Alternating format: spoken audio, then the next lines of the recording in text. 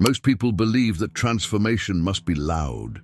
They believe that change must be announced, displayed, and celebrated in front of others. Yet in truth, the most radical transformations rarely seek an audience. They are born in silence, in solitude, in the dim light of self-examination where no applause can reach. Organizing one's life is not a spectacular performance. It is a quiet revolution of the psyche, a confrontation with chaos that begins within. When we think of order, we often imagine neatly arranged schedules, perfect morning routines, and flawless external discipline. But true order has little to do with appearances. It is not about creating a polished image of strength, success, or happiness. Instead, it is about aligning the conscious mind with the hidden depths of the unconscious, so that our actions, decisions, and emotions arise from integration rather than fragmentation. A life that appears controlled on the surface but is driven by inner turmoil is no more than a fragile mask. A life that seems simple but is anchored in psychological clarity is a fortress. Carl Jung, the Swiss psychiatrist whose work forever changed our understanding of the human soul, described this journey as individuation. Individuation is not a path of perfection, it is a path of wholeness.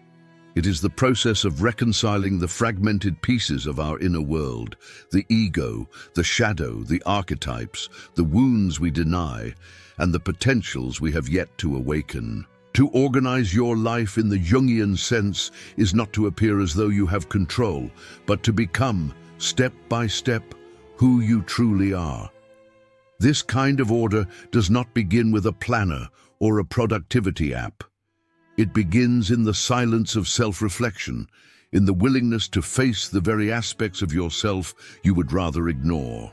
The shadow, the rejected hidden parts of your psyche, does not vanish when ignored. It festers, it leaks, it distorts your choices in ways you do not notice. Chaos in daily life, cycles of procrastination, broken relationships, financial mismanagement, and restless emotions are rarely accidents. They are symptoms. They are echoes of a disorganized inner world trying to be heard. To silence these echoes with external cosmetics is useless. What you clean on the outside will return unless you address the turmoil within. This is why Jung said, "Until you make the unconscious conscious, it will direct your life, and you will call it fate." To take control of your life, you must first confront the unseen forces directing it, and so organizing life becomes a sacred act. Not sacred because it is holy in the religious sense, but because it demands reverence, discipline, and courage. It means creating a stable inner structure that can withstand storms. It means choosing clarity over reactivity, patience over impulsivity, and authenticity over appearances. It is not an act to impress others. It is a contract you sign in silence with your own soul. But why silence? Because genuine transformation does not beg for validation. The more we insist on telling others how much we are changing, the less energy we have to actually change. Those who announce their inner revolutions too early often confuse the story they tell with the transformation they need. True order does not shout. It whispers through the consistency of your actions. It reveals itself not in words, but in the way your presence becomes calmer, your choices more intentional, your boundaries stronger, and your energy less scattered. The chaotic mind produces a chaotic life. The ordered mind, quietly cultivated, produces a life of clarity and strength. This order is not rigidity, it is fluid, alive, and capable of adaptation. To live in order does not mean to control every outcome, but to anchor yourself in a psychological foundation that allows you to face what comes with resilience. The storms of the external world will never cease. The question is, will you meet them with fragmentation or with integration? To live with order is to reject haste. It is to say no to the compulsion of reacting to every external stimulus. It is to pause, observe, and respond from a grounded center. This choice may feel invisible to others, but it is transformative to you. Over time, you discover that you no longer live at the mercy of events. You live guided by an inner compass, by principles that are not easily shaken. In Jungian psychology, this compass emerges as the self, the central archetype that represents the totality of who you are, both conscious and unconscious. The self is not the ego. The ego seeks validation, control, recognition. The self seeks wholeness. When you begin to organize your life around the self, instead of the restless demands of the ego, you are no longer trapped in the illusion of appearances. You are building a life that is coherent, authentic, and deeply rooted in truth. Organizing your life, therefore, is not about performance. It is about individuation. It is the act of integrating your contradictions, facing your shadows, and creating a foundation strong enough to carry your existence. It is not glamorous, and it will rarely be applauded, but it is the most important work you will ever undertake. For when your inner world is aligned, your outer world inevitably follows. This is the beginning of the journey. In the next part, we will descend deeper into the mirror of life itself and discover how the chaos around us is not separate from us, but a reflection of the chaos we carry within. Look around you. The world in its raw form is not silent.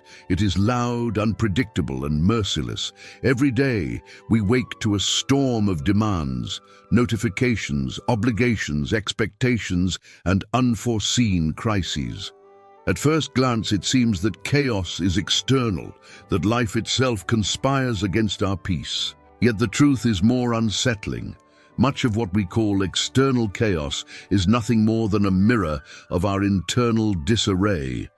Jung once wrote that the outer world is a canvas upon which the unconscious projects itself. What we fail to reconcile inside, we are forced to face outside. The battles we refuse to fight within become battles that surround us, disguised as toxic relationships, recurring failures, or endless distractions. Life, in this sense, is not merely happening to us, it is responding to us. The chaos we fear is often the chaos we carry. Consider the person who cannot bear solitude. To be alone feels unbearable, because silence exposes the voices they have long ignored. Doubt, resentment, fear, and longing. So they fill their life with noise, people, and endless activity. But the more they run from themselves, the more chaotic their environment becomes. They attract drama, entangle themselves in conflicts, and create storms where none existed. The external world bends itself to mirror the disorder they avoid within. This is not superstition, it is psychology. When we are fragmented, our decisions are fragmented. We choose poorly in relationships, in work, in how we spend our time. We react impulsively and then suffer consequences we could have avoided. The more fragmented we are, the more tangled our life becomes. The unconscious demands expression, and if it cannot find it within reflection, it will find it through circumstance. Jung described this as the principle of synchronicity, meaningful coincidences that reveal the connection between psyche and world. But synchronicity is not always gentle. Sometimes it comes as repeated suffering, as if life is saying, here is the wound you refuse to see. Here is the shadow you continue to ignore. What seems like cruel fate is often an invitation, an insistent call to turn inward and confront the chaos at its root. In this sense, the world is not against us, it is speaking to us. Every repeated pattern is a message. The friend who betrays us, the partner who abandons us, the job that collapses, the opportunity that slips away, these are not random. They are signals, mirrors, archetypal echoes of something unresolved. To treat them as mere accidents is to miss the language of the soul. But what happens when we resist this truth? We enter a cycle of projection. We blame others. We curse fate. We insist the world is unfair, yet in doing so we hand over our power. We become victims of our own unconscious. Jung warned of this. The shadow, when ignored, does not disappear. It rules from the dark, and it rules not gently, but with the ruthless precision of necessity. The task, then, is not to escape chaos, but to interpret it, to see in the storms around us the shape of the storms within us. This requires humility.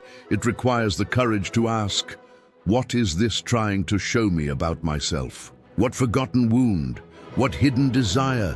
What neglected truth is finding form in this circumstance? Such questions are not comfortable. They strip us of excuses. They force us to see the hand we ourselves play in the dramas we endure. And yet, when we dare to face this mirror, something shifts. Chaos ceases to be an enemy and becomes a teacher. Each conflict becomes an initiation. Each failure becomes a map. What once appeared as meaningless suffering begins to reveal meaning. We begin to notice patterns, to connect events not as random misfortunes, but as stages in a larger process of individuation. This is why the ancients treated life as a symbolic text, one to be read with attention and reverence. The modern world may laugh at such an idea, preferring rational explanations and material causes. But Jung understood, beneath the surface, the psyche shapes reality in ways the intellect alone cannot grasp. To live without reading this text is to remain blind to half of existence. And so, the practice of order deepens. It is not enough to arrange your inner life in silence. You must also learn to read the reflection in the outer world. The two are not separate. The world you perceive is filtered through the lens of your psyche. Clear the lens, and the world changes with it. Neglect it, and you will drown in recurring chaos that feels inescapable, though its roots are within your reach. This is the paradox. To master life, you must first recognize that life is not entirely yours to control, but it is yours to interpret, and interpretation is power. For once you begin to see chaos as reflection, you are no longer a victim. You are a student. And every storm, no matter how violent, carries the seeds of transformation. The mirror does not lie. It may distort, it may confuse, but it always reflects. To deny it is to remain trapped. To face it is to begin to reclaim your life. And so, the path continues. In the next part, we descend deeper into the shadows themselves. We will uncover why facing what we fear most is not only necessary, but inevitable. For no one escapes their shadow. One can only choose whether to meet it willingly or to be devoured by it slowly. Every human being carries a hidden twin, an unseen companion that walks silently behind us, whispering through impulses, dreams, and fears.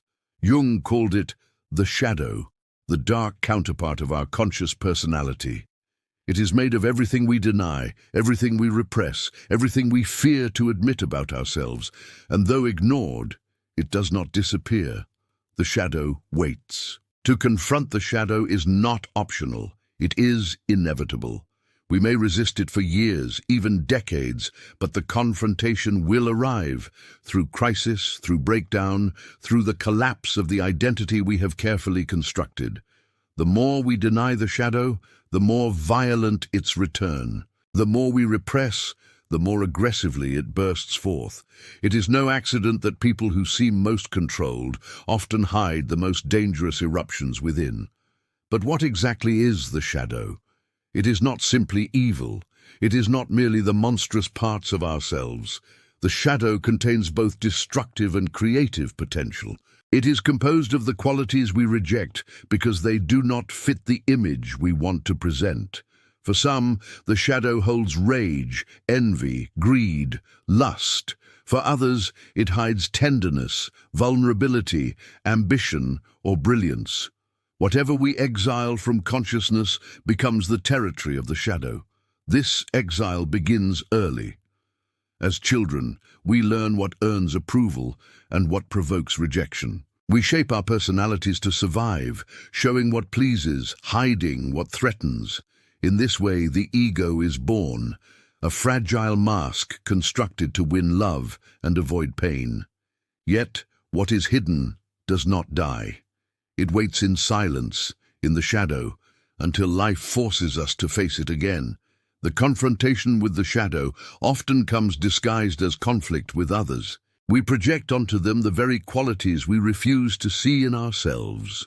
The selfish friend, the arrogant colleague, the manipulative partner, these may indeed carry faults of their own, but they also mirror the parts of us we deny.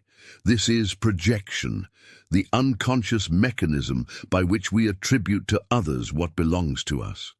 To awaken is to ask, with brutal honesty, what in them is also in me? But projection is only the beginning.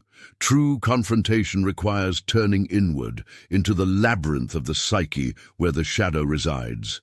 This is not a comfortable journey. It is a descent.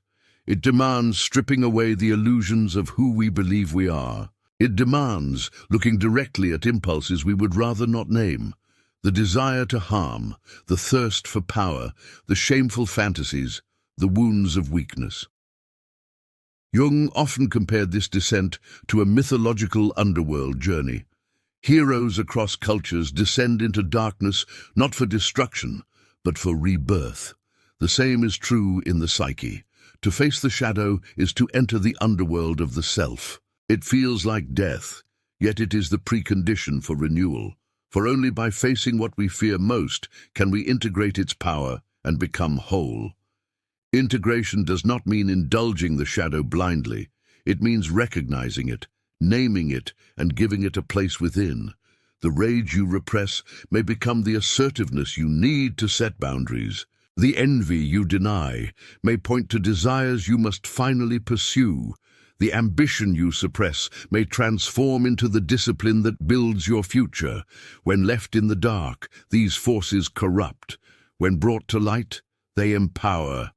This is why the shadow is dangerous only when denied. Like a neglected child, it misbehaves until acknowledged. Like a hidden wound, it festers until treated. The shadow's goal is not to destroy you, but to force you toward wholeness. Its eruptions are not punishments, they are demands for recognition. To ignore them is to live half a life. To face them is to unlock the energy of the full self. Yet most people resist. They cling to the mask of the ego, terrified of what lies beneath. They prefer the comfort of illusion over the risk of truth.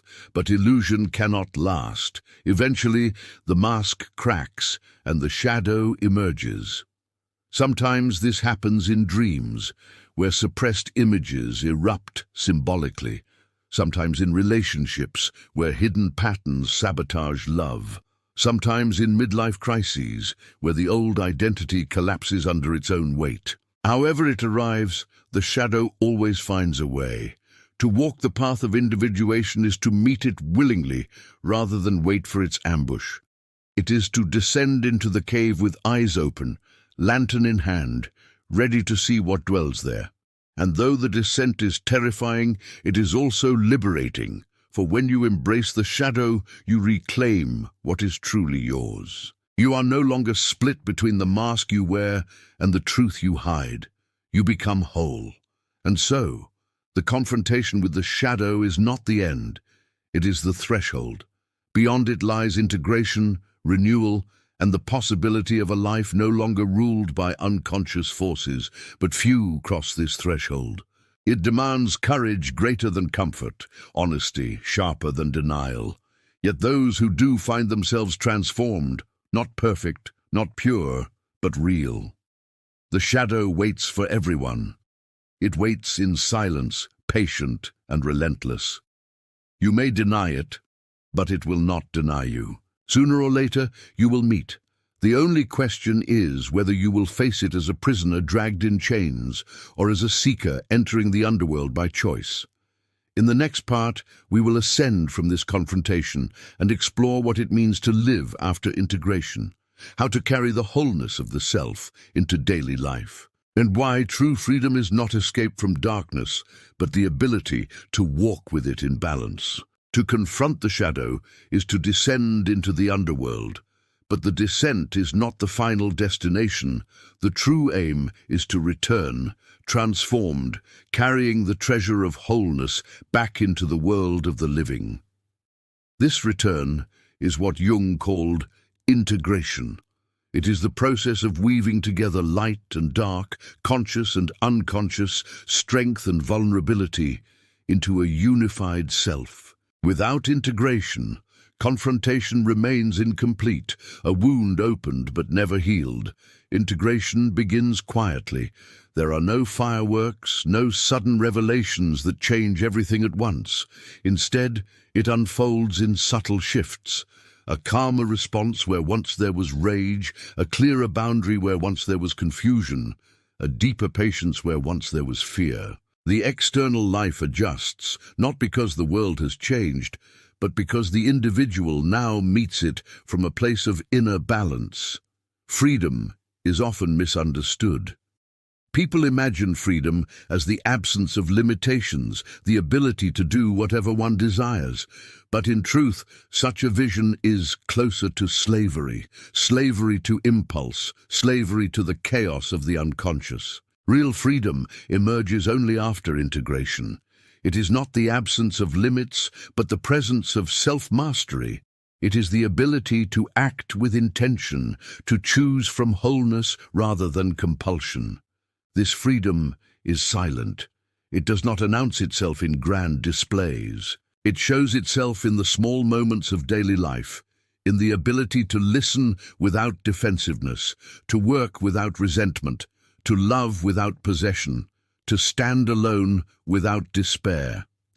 It shows itself in the way one's presence steadies a room, in the way choices are made without panic, in the way suffering is endured without collapse. Integration does not erase darkness. It does not banish fear, anger, or sorrow. Instead, it places them in their proper place within the psyche. They become parts of the orchestra, no longer dissonant notes screaming for attention, but instruments contributing to a larger harmony. The integrated self does not live without struggle. It lives without fragmentation. Jung often warned that individuation is not a path for the faint of heart. It requires sacrifice, the sacrifice of illusions, the sacrifice of ego-driven masks, the sacrifice of the comfort found in blaming others. But what one gains is far greater, a life that is authentic, resilient and whole, a life where meaning arises not from external validation, but from inner coherence. To live integrated is to accept complexity. It is to recognize that one is capable of both cruelty and compassion, weakness and strength, destruction and creation. It is to resist the childish fantasy of being purely good or purely bad. Instead, the integrated person accepts the full spectrum of their humanity and chooses consciously how to express it. This acceptance breeds humility. It kills arrogance, for no one who has faced their shadow can cling to the illusion of purity. And yet integration also breeds strength. For the person who knows their own depths cannot be easily manipulated by others. They are not shocked by darkness because they have seen it within themselves. They are not deceived by appearances because they know how masks are constructed. Such a person walks the world with a kind of quiet power, unthreatening but undeniable. This is the essence of silent freedom. It is not about dominating others, but about no longer being dominated by one's own unconscious. It is not about escaping suffering, but about meeting it with presence and endurance. It is not about reaching some final perfection, but about walking in truth, imperfect, human, yet whole. From this place, life itself takes on a new dimension. The external chaos no longer feels overwhelming, for it is recognized as reflection. The shadow no longer feels terrifying, for it has been befriended. The self no longer feels fractured, for its pieces have been woven together. What remains is not a life without storms, but a life with an anchor, a deep center that holds even when everything else shakes. This does not mean the journey is over. Integration is not a one-time event, but a lifelong practice. The shadow evolves as life evolves. New challenges bring new aspects of the unconscious into play. The work continues, but once one has faced the descent and returned, there is no longer fear of the dark. There is only recognition that the dark is part of the whole. And so, the path of organizing life in silence, of reading the mirror of chaos, of confronting the shadow culminates here in a life lived with integrity. A life where inner and outer are aligned, where freedom is not a fantasy, but a reality embodied in every choice. This is the gift of Jungian psychology. Not escape from the human condition, but reconciliation with it. Not the illusion of perfection, but the truth of wholeness. And perhaps this is why the deepest transformations are silent. They do not need to be advertised. They are felt in presence, in the way a person moves through the world, in the way they carry both light and dark without denial. For in the end, the greatest revolution is not external, it is internal. It is the quiet, relentless work of becoming whole. And those who achieve this do not shout, they walk silently free.